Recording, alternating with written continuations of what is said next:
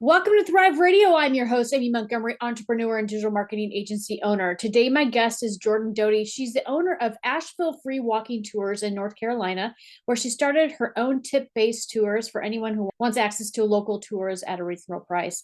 Jordan, welcome to the podcast. Thank you so much. Yeah, I'm excited to share about your business because it's a little bit different than some of the others that I've had on. Well, it's similar to one that I had on where she would do more overnight stuff, but I'm excited because I haven't talked to a lot of people that do tours. So I think it's Yeah, unique. absolutely. So, can you share a little bit about your story? What gave you the idea to start your business and why do you love it? Yeah, I lived in Europe for a little while and I'm a big traveler, very avid traveler. And I used to go on these tip-based tours all around Europe. I would show up in a city, find the nearest tip-based tour, and that was how I planned the rest of my adventure while I was in that city. And I happened to be on one in Vienna, Austria.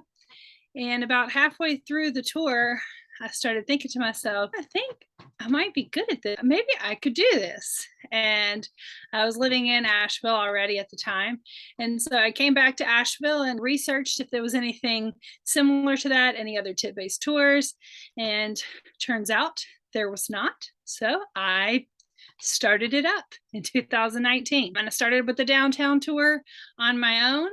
And as we know, what came March of 2020. So that was its own little complication. But yeah, that's how we began. That's amazing. So, for those who have not heard that term tip-based tour, can you describe what that is a little bit and what are the benefits of it? Yeah. So the tip based tour is essentially that all you do to reserve a spot is let me know, make a reservation because we do have a cap, but you let me know when you would like to join any of the tours that are offered. And so there's no fee to actually book the tour. And then at the end, if you liked the tour, then you tip accordingly. And there's a lot of benefits to that, in my opinion. One is it provides the opportunity or the option for anyone to do a tip-based tour regardless of their financial circumstances.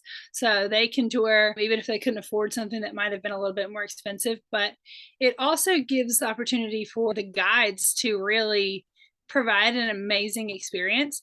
And then because they make such connections with people and provide such an incredible tour experience, the people are willing to be more generous than maybe you would expect. I often say that sometimes people undervalue a walking tour. They don't know how much they're going to love it and how much they're going to get out of it until they do it. And in the end, when they realize all of the recommendations that they got and how much they now understand the city so much better and got to taste a few things and get to know the businesses, they're really willing to be much more generous than maybe they would have been willing to pay before they got to know us.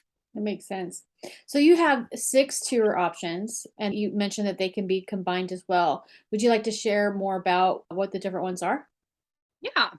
So the downtown tour is obviously downtown city of Asheville. We do a lot of the history. We follow something called the Urban Trail, which is a historic trail in Asheville in the downtown area, but we don't do the whole thing. We do parts of it and we do pieces that aren't on it, as well as some tastings in some of the local businesses. Like we get an ice cream tasting, we get some spirits tastings at a local distillery, and then you get a map with discounts all over town for a lot of the businesses that we partner with. We also provide a lot of recommendations of things to do while you're in downtown. And so that one is more of like an overview of the whole city. And that's the flagship tour. That's the one that operates every single day, 10 o'clock and 2 o'clock. So that has, I would say, the most guests. And then we have a River Arts District tour. So we have a really cool River Arts District in Asheville.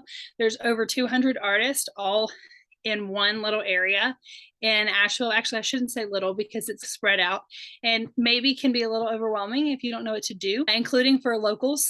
And so I used to go to the River Arts District a lot and not really know where to go. So I decided to create a tour that would help people navigate that district.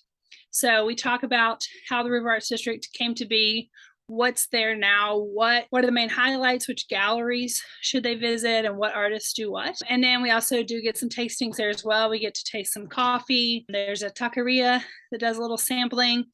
And then depending on if you're in the morning tour or the afternoon, you either get ice cream or we finish at a winery and a brewery. So that's the River Arts District. And then our final tip-based tour is the West Asheville tour. I like to call it a taste of West Asheville because that's the foodie side of town. And again, the history of the area, lots of recommendations. West Asheville is actually one of the older parts of town. It has more history than people know, but it is very much the foodie side of town. It's where people go to get good food and drinks. So because of that, we stop over for quite a few. There they get to taste coffee, tea, ice cream, beer, and some discounts at some of the local restaurants. So those are our three, like the tip-based tours specifically, and then we have three other specialty tours that are on the newer side. This year we launched a ghost tour, and the ghost tour goes through the cemetery. We tell all kinds of haunted, spooky stories, and we have quite a few pretty famous ghosts in Asheville, so naturally we highlight those as well. We have a music history tour, and that is, we have a guide who is a native to Asheville, and he has been in the music industry his entire life. And so he is very passionate about it, and he can tell stories from when he was young and all of the different singers who have come through here. And we get to stop at a vinyl space where they actually make the vinyls. Then we go to a museum where the Moog man made the synthesizer. So all kinds of cool stuff with the music history. And the last one is our craft beverage museum tour. So that has 3 different exhibits in 3 different local craft beverage industry spaces. And the exhibits are in different sections of their space. And so we take people to them and tell them about it, but they also get to taste it as they are learning about it. Lots of cool stuff. Yeah, definitely a lot going on. So I suspect that the ghost tour, since we're in October, is probably going to be the most popular this month. Do you want to share a little bit more about that particular one and what people can expect? And Yeah. is it a crowded tour? Do you get a lot of people yet in it? And like, how often does it run? All the little isms. Yeah. So yeah, definitely October. We call it the spooky month, and we are getting a lot of guests. But one of my favorite things about our tours is we always keep them to 20 people or less. And that is more just a representational of the tours that I have liked in my past. I never really liked when they got so big that you couldn't interact with the guide or that you couldn't really hear. So they will cap at 20, and we go through the Riverside Cemetery. We're the only ghost tour in town that actually goes through the cemetery. And it's a pretty famous cemetery. There's actually a couple of pretty influential authors like Thomas Wolfe, the guy who wrote The Gift of the Magi, O. Henry, are there. So we go through there, learn a lot about the spooky past of the cemetery, and then we head through Montford, which is the older part of the town. It's very beautiful homes. A lot of our Airbnbs, or our Bs, not Airbnbs, our B&Bs are there. So we walk through that side of town, and then we finish in the downtown area, right across from a place where there are great drink discounts in front of the beer garden there. And also on Halloween, we are going to have a costume contest, because what's a good ghost tour without a couple of costumes? So that'll be a lot of fun. And they are offered Thursday through Sunday right now, but naturally during the spooky season we might add a few more right around Halloween. We will have one on Halloween day, even though that's on a Monday. So in the month of October, maybe even a few more, but generally we're Thursday through Sunday. Okay, perfect.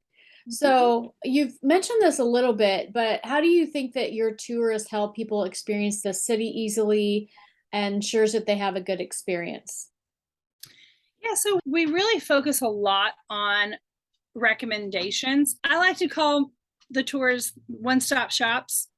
So you get just enough of everything so that you have a really good idea of what you're going to want to go back to. We'll talk about each different style of restaurant. We'll tell you about our favorite hikes, about our favorite little game stops, or any kind of entertainment thing that you want to do while you're going.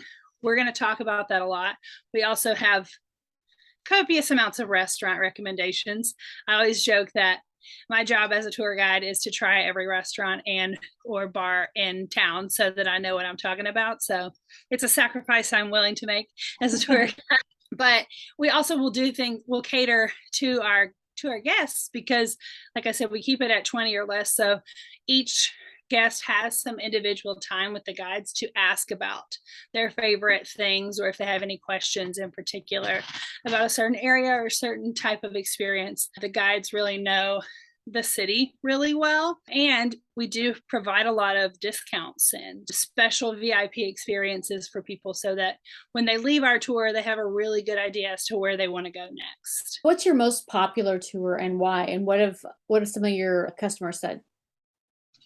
Our most popular tour is definitely the downtown, mostly because, like I said, it's a centralized, it's downtown area, and it tells you where to go from there. And because it runs every single day, multiple times a day.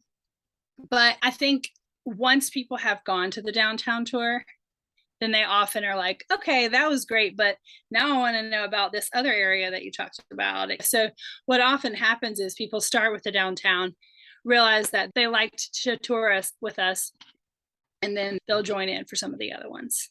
Makes sense. So as an entrepreneur, what do you think has been your truth that's gotten you this far in your journey?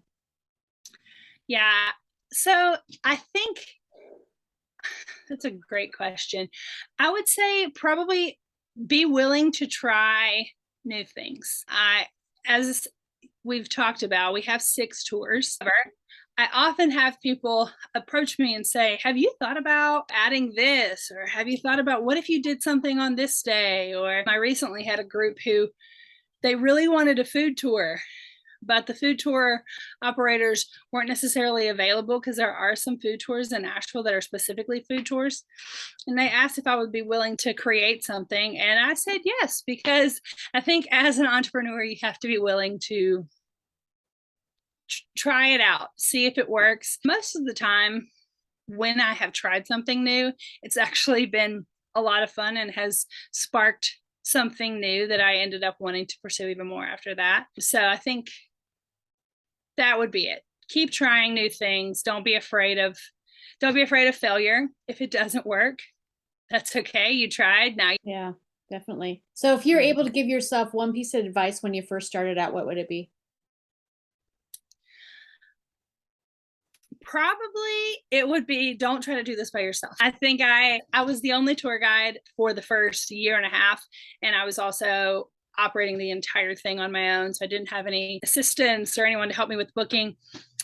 And working every day for a year and a half, surprise, surprise, leads to burnout. So I hired a few other people, and I have an assistant, and now there are 8 other tour guides that work with me. And that has really opened up so many more opportunities for growth, for the creation of these new tours. I wasn't able to create a new tour when I was constantly just operating the ones that I had already built. To hire a team and not wait so long is probably the advice I would have given myself. But Yeah. And you know what? I think that no matter what business you have, everyone deals with that because you're going through this process of creating an income, right?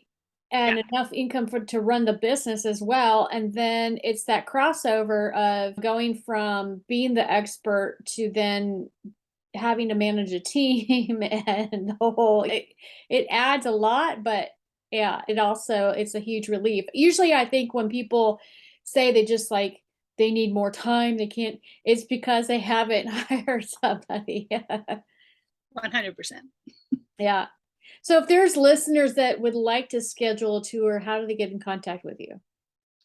Yeah, if you contact us through the website, through avlfreewalkingtours.com, that will be me or my assistant. Also, our email, avlfreewalkingtours@gmail.com. We have Facebook, Instagram. Also, you can call us at 828-419-0295. That would be our direct line. And any of those methods are going to lead you back to me. I would be happy to help from there. Thank you so much for coming on and sharing your journey and what you've built. I think it's so important right now, especially because so many people have been stuck in COVID. There's still people that are afraid to go anywhere that is like overseas, and you never know when someone's going to get shut down.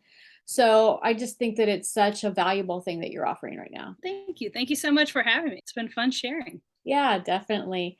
If you'd like more information about this podcast and upcoming shows, you can visit acalltothrive.com. Thank you, everyone, and have a wonderful week.